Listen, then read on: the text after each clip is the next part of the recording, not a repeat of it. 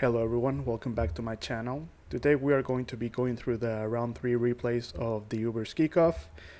I'm up against Culture, and so the first replay, the first game revolves around me using a balanced team with Lunala.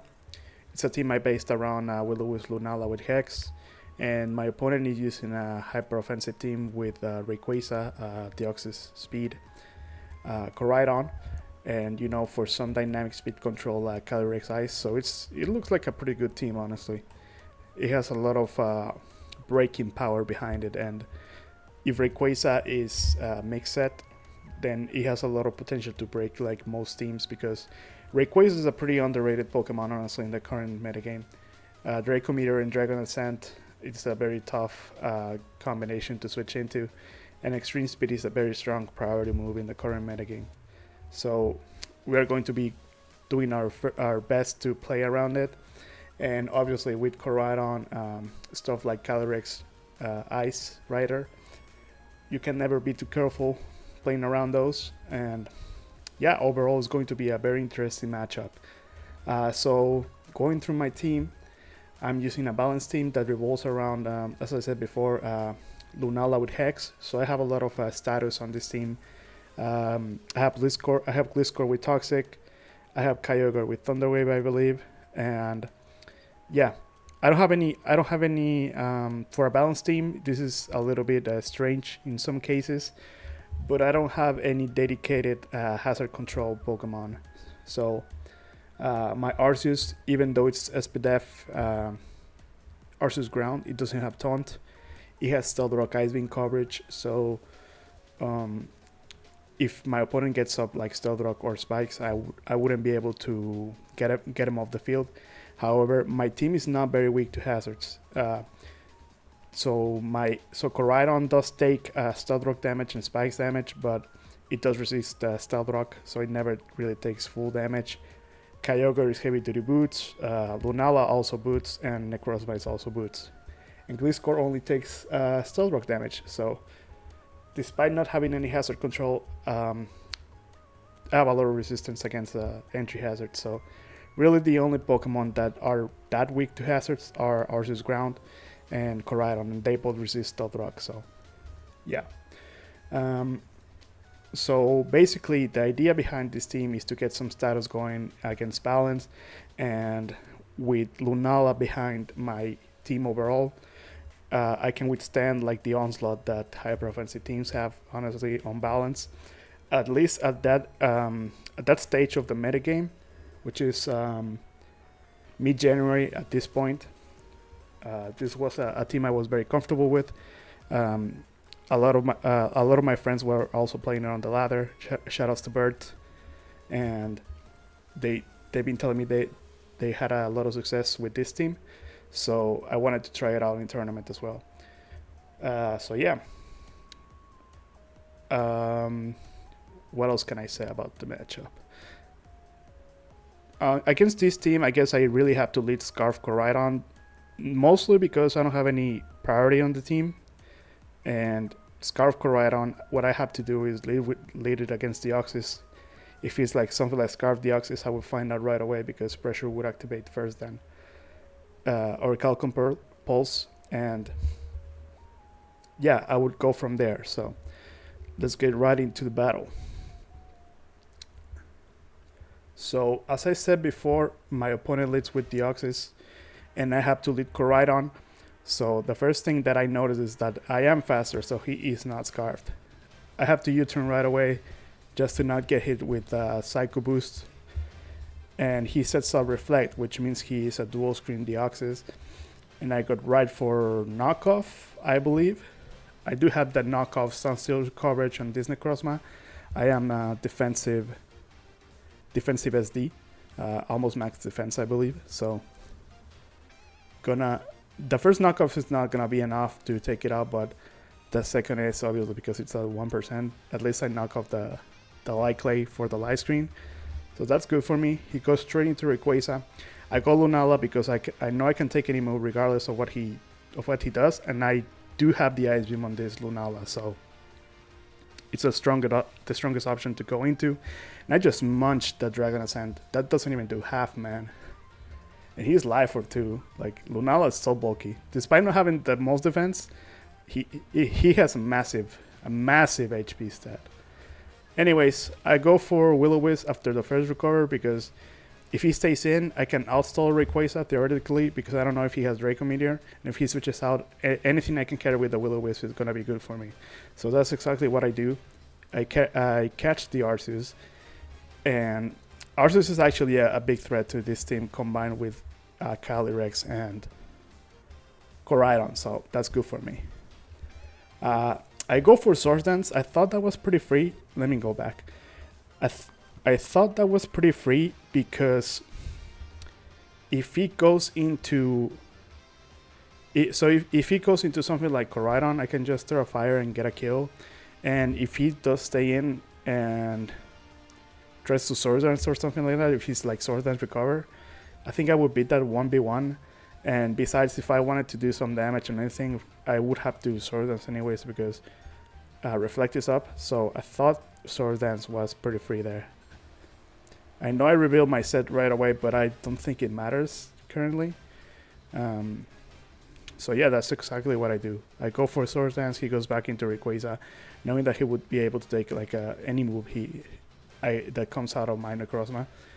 So I have to go back to Lunala. Lunala at this point is very expendable, mostly because I don't have anything else that can switch into Rayquaza, and he just hits me with Fire Blast plus Draco Meteor, so I'm gonna have to give up Lunala at this stage.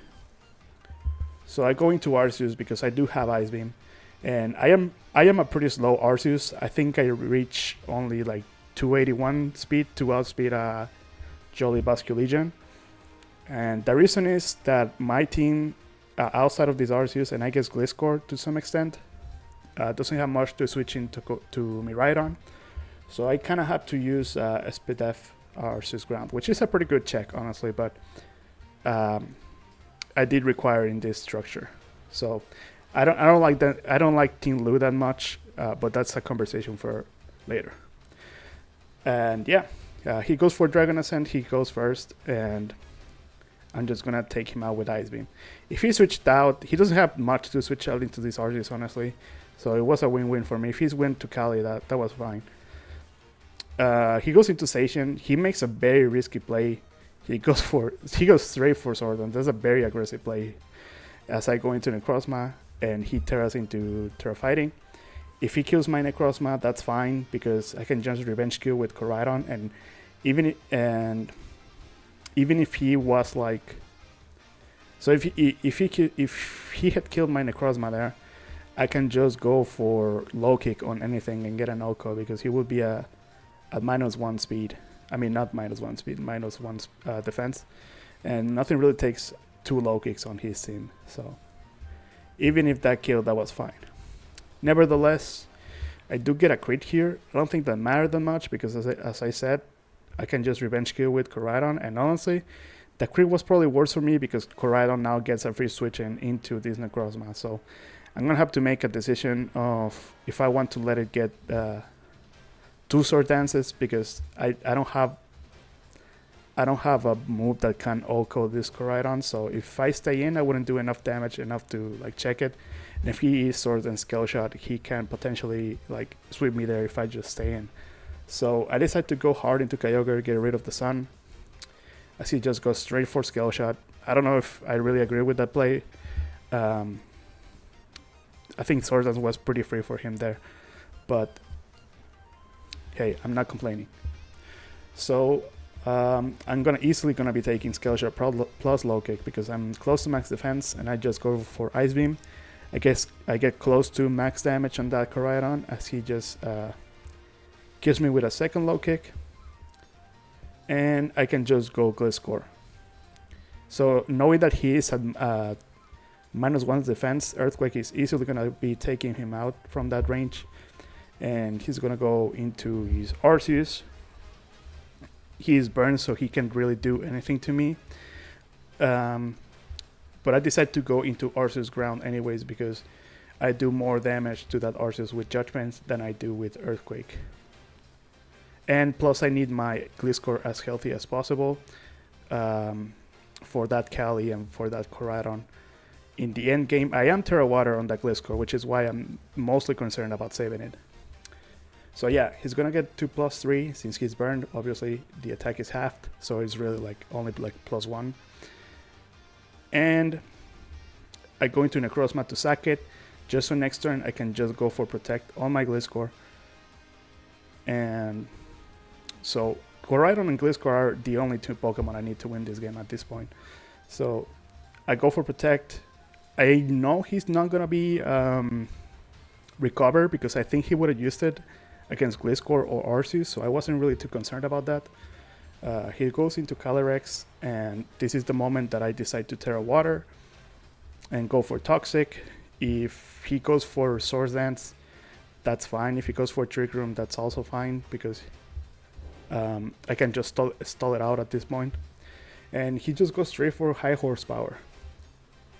I don't know if I would have done that, if I would have made that play, but you know, there's not much he can do at this point because GlitchxCore is very tough for him to beat, and he can't really go Koraidon because I just stall that out.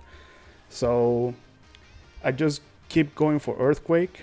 I don't think I needed to go for Protect at some point because even after a +2 High Horsepower, I'm still out of range of Scale Shot, like +0 Scale Shot, unless he gets like a crit. Even if he gets 5 hits, I live.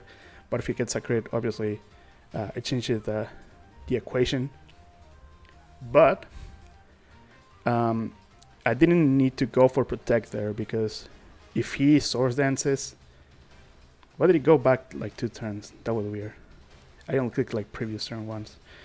But if he goes for like Swords Dance a second time, I don't get much out of Protect because he like the toxic damage wouldn't kill him if I didn't go for Earthquake, and I would need to go for a second Protect to get rid of him. So and if I don't get it, he would probably get me to Scale Shot range. So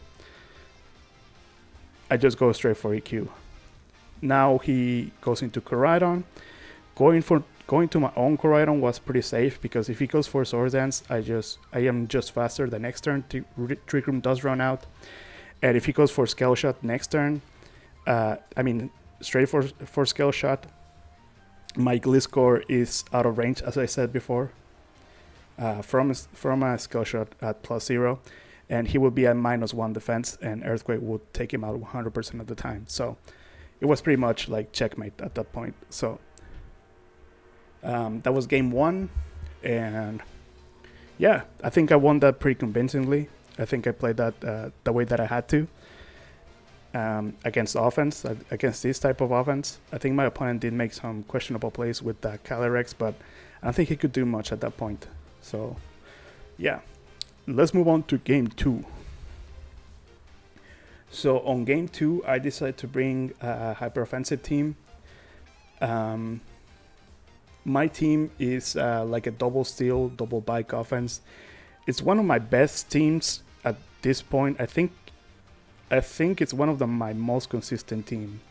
One of my most consistent teams, if not the most consistent offense I built. Aside from Shetel, which you're gonna be seeing in some later videos, but from the offensive side, I think this is one of the most consistent teams. Double steal and double back is very strong. Taking both Sacian and Necrozma Dustman at the same time is very tough for some teams. And obviously Miraidon and Koraidon are very good together as well. They have a lot of offensive synergy. And then you have Landorus T. Landorus T is a very good mon on offense because it provides Intimidate and a lot of very unique resists. So it's a very good pivot. And going to a lot of teams, it can help you a lot. And yeah, I also have Extreme Killer Arceus on this team just for some extra priority. I am the Terrafire Recover set, so I'm very confident going against this matchup, even if he has like screen and it can be like a cheese offense. I believe I have more than enough power to go through the screens, and if I just play correctly, I should be fine. So against this team, I pretty much have to lead always. I always have to lead Station, because I have to try and get the turns right against Grimmsnarl. I can never pronounce that Pokemon right. I don't know why, but I have to get the turns right against Grimmsnarl and force him to just not get as much mileage out of it with the screens and whatnot. So that's exactly what I'm gonna do. So yeah, let's start the replay. So as I said before, I lead with Zacian. He does lead with Arceus, and I decided to go for Behemoth Blade right away. I thought it was pretty free for a couple of reasons. First of all, he cannot attack my Zacian right away because I have a Landorus. And since my Landorus is it can be like, if I go into my Landorus there and he goes into Grimmsnarl, he just gets the screens up and I might not even get rocks up. So Behemoth Blade was pretty safe from my end. I pretty much had to Behemoth Blade to get ahead. So that's what I'm trying to say. And he just goes for Dragon Dance right away. Maybe trying to get ahead, thinking that he just beats my Landorus because defensive Landorus is not that strong, and if he has something like Recover, he can just outstall it and get up to +6. So I get the reasoning behind going for Dragon Dance right away instead of just going for EQ, because Asian does have a bad matchup against lead Arceus ground. So yeah, but he does go for Dragon Dance, and I'm in a very good position already. Him being at 40% and me getting that damage up is so huge for later in the game that you're gonna see in a couple of turns. Yeah. So now that he's at +1, I pretty much have to go Landorus, and that's pretty safe for me. He goes straight for EQ now, and I believe next turn he just goes for Taunt, trying to predict me to go for Rocks. But I decided to go for Rock Tomb to nullify the +1 speed he got in the earlier turn. And now I believe I go back to Zacian. Oh yes, I go back to Zacian, knowing that he would go through Grimmsnarl. And if he didn't and if he went for like Stone Edge, I would just outspeed and kill the Arceus. So going for Zacian there was pretty free. So I go for Behemoth Blade on the Grimmsnarl. If he went for Taunt, I didn't want to risk that, so I just went for it. And he goes for Taunt on my Zacian. As I go for Landorus, I go for Rock Tomb, trying to stall as many turns as possible from that Reflect. And here I make a very bad play. So my best play possible is just to keep Rock Tombing for two reasons. Mainly if he wants to switch out of anything, just to the rest of his team can potentially boost speed. So I'm trying to avoid him getting like speed boost or something of the kind. And if he stays in with Grimmsnarl, I have to stall out the Reflect turns. And if he actually there's a third reason that you're gonna see on this turn. If I go for EQ and he goes straight to Necrozma, I just activate the weakness policy out of like, look at that shit. It does 15 damage, dude. Like, why? So terrible misplay on my end, and I am punished. I am actually punished for that play, and that was just like me being a clicker, not really thinking about what I was clicking. So I'm just gonna get punished there. Photon Geyser at +2 is easily gonna be taking me out. So I have to go into my own Necrozma at this point. I go straight for EQ. He goes for Earthquake as well, and here my opponent misplays, and I think he might have thought that I was faster than him, so he goes for Trick Room, but I am a Trick Room Necrozma as well. So despite him having like the same set, he went for Trick Room as well.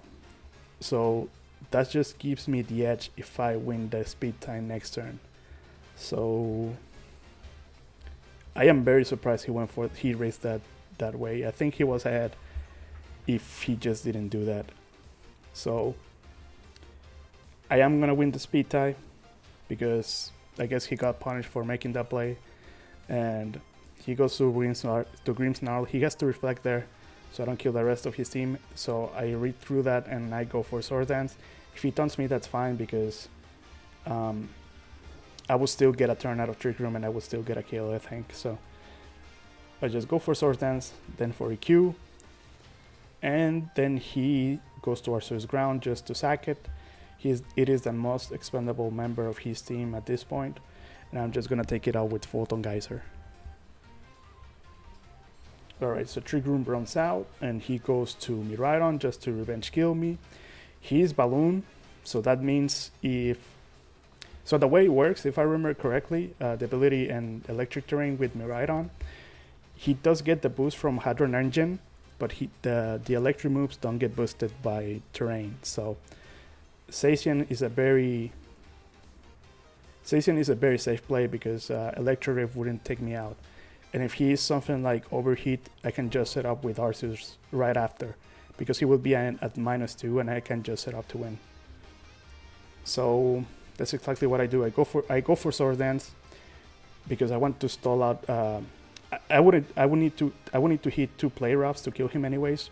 So going for Sword Dance was better, I think. And yeah, that's exactly what happens. He goes into Koraidon. He's gonna Terrafire, but I don't think that matters too much anyways because he cannot go for Scale Shot. I do get a crit here. The crit did matter.